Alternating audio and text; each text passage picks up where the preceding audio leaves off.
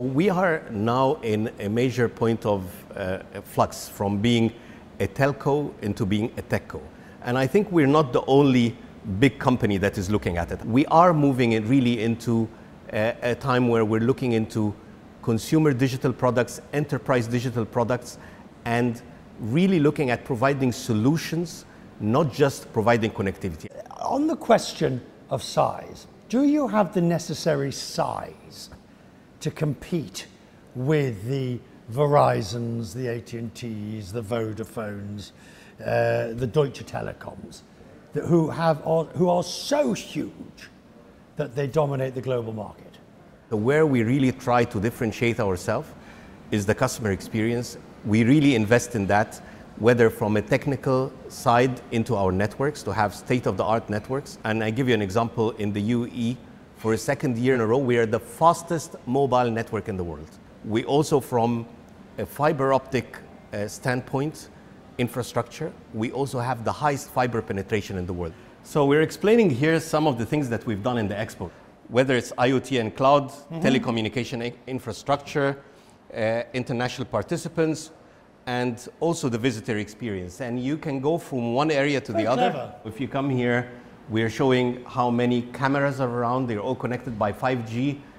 They help manage the traffic, manage the tickets, manage the experience to make sure that people have a great experience in this expo. It's very clever, this. This works better than my phone. It's quite seamless, and you know, this whole thing, the dial as well. I can ask this question just by simply saying the WhatsApp issue. The fact is that in this country, WhatsApp telephone calls cannot be made. People here, if you ask them, they say it's to protect the domestic supplier, which is you, to protect you. Would you be in favor of a change in rules that allowed WhatsApp calling? Well, let me first start. Internet calling is available. Security and the regulator have specific whitelist and blacklist of applications that can work, and that's for reasons that they can better elaborate on. But today, and I give you big examples of other applications, Zoom, for example, is working across our network, both the fixed and the mobile.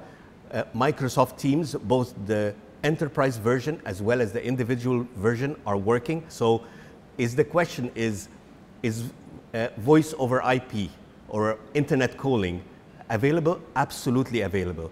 Are all the applications available? Not all of them. So I'll rephrase it. Would you be in favor of the regulator changing the rules to allow things like WhatsApp availability?